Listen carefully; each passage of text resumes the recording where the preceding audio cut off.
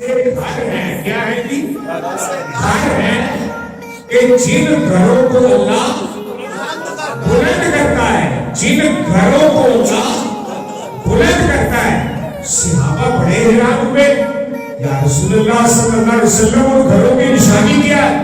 فرمایا وَيُذْكَرَ فِيهَا اسْمُهُ، یہ وہ خوش قسمت گھر ہیں کہ جن گھروں سے صبح و شام اللہ کا ذکر ہوتا ہے۔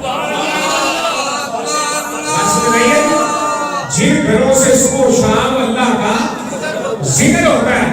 تو صحابہ عرض کرتے ہیں یا رسول اللہ صلی اللہ علیہ وسلم وہ کون سے خوش قسمت گھر ہیں کہ جن گھروں کی تعریف اللہ قرآن میں کرتا ہے؟ سوچنے والی بات نہیں یار، میں فنڈوں کی بات نہیں کر رہا، گھروں کی تعریف اللہ قرآن میں کرتا ہے۔ تو میرے نبی علیہ السلام کا جملہ سنیے گا، حضور فرماتے ہیں بیوت الانبیاء، نبیوں کے گھر۔ کن کے گھر کی؟ نبیوں کے گھر، کہ جن گھروں کی تعریف اللہ کہاں بیان کرتا ہے جی؟ قرآن میں۔ پھر بولے کہاں بیان کرتا ہے جی؟ قرآن میں۔ اب پاس بیٹھے تھے حضرت سیدنا صدیق اکبر، مسلمانوں کا پہلا خلیفہ، یار غار، اور وہ صدیق جس نے زندگی میں کبھی خواب میں بھی جھوٹ نہ بولا، اس کا نام ہے صدیق اکبر۔ حضرت ابو بکر نے فاشار الی بیت علی، ابو بکر نے علی کے گھر کی طرف کیا اشارہ۔ پاس بگڑا، ابو بکر نے علی کے گھر کی طرف کیا اشارہ اور کہا آقا کیا یہ گھر بھی ان گھروں میں شامل ہے کہ جن گھروں کی اللہ تعریف کہاں بیان کرتا ہے جی؟ کچھ بولو کہاں کرتا ہے جی؟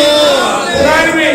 اب میرے نبی نے جب ابو بکر کا یہ جملہ سنا نا تو حضور کے چہرہ مبارک میں آئی مسکراہٹ، اور حضور مسکرا کے پتہ کیا فرماتے ہیں؟ ہاں ابو بکر، افضل ترین نبیوں کے گھروں میں سے ایک گھر۔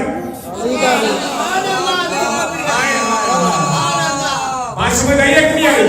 اب ایمان سے بتانا، جتنا بڑا محل ہو، جتنا مرضی بڑا محل ہو، رہنے والا کوئی نہ ہو، کیا محل میں کوئی جاتا ہے؟ اس کی کوئی جان یا پہچان ہوتی ہے؟ نہیں۔ تو معنی کیا بنا کہ مکان کی عزت ہوتی ہے مکین سے۔ مکان کی عزت کس سے ہوتی ہے نہیں؟ بولے پھر مکان کی عزت کس سے ہوتی ہے نہیں؟ مکین سے۔ اب جس گھر کی طرف میرے نبی نے ارشاد فرمایا وہ گھر ہے فاطمہ کا، اور اس گھر میں رہتا ہے